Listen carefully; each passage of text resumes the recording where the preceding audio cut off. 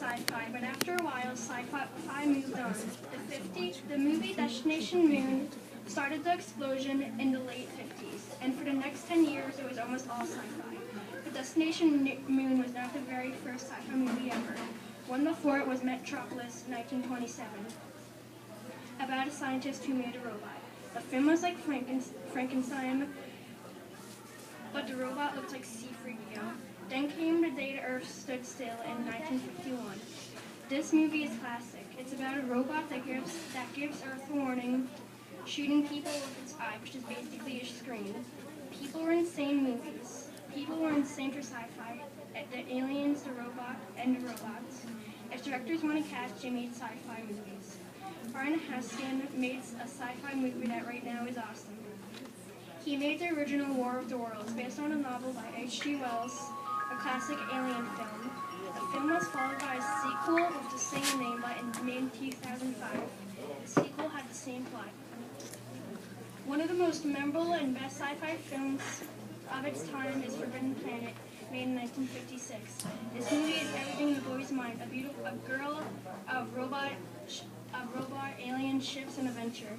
The movie is about a crew who lands on a ship and are greeted by Robbie the robot, who appeared in later shows and movies. The movie took 3 years to make. The special effects are amazing. This is a great movie that helps people of all ages can enjoy. The Blob in 1958 had 2 follow-ups, Son of the Blob, and a late follow-up with the same title, The Blob. The original starred Steve McQueen, and the theme song was a little too cheery and catchy for a movie about a giant blob that eats people, but always a classic. Steve McQueen was nicknamed King of Cool.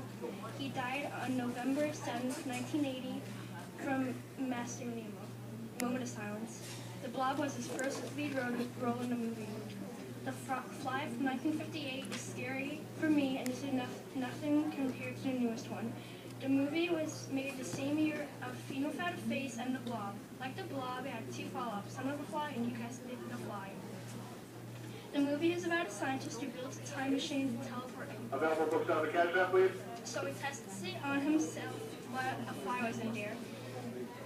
When he came out, he had the head of the fly and the arm of the fly. The fly's mind was taking over him. If he gets the fly, then he can turn back to normal. But he gets mad and orders his wife to kill him. The real fly is in the spider web begging help me. A brown spider was coming.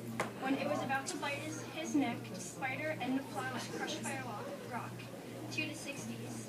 Sci-fi movies were okay in the 60s, but some good sci-fi were in the 60s. They weren't obsessed with sci-fi, but good television came in the 60s. One was Star Trek. It was amazing. Captain Kirk and crew in space. Another show is Doctor Who. Okay, this is beyond awesome. It got millions of monsters and robots. The Doctor is a Time Lord who travels in time and space with his companions, and the cool part is he can't die. If he does, he can regenerate. So far, he did 11 times. Many people played the Doctor, but in the 60s, it was brand new, and the actor who played it was William Hartnell. The Doctor travels in time with a time machine called the TARDIS.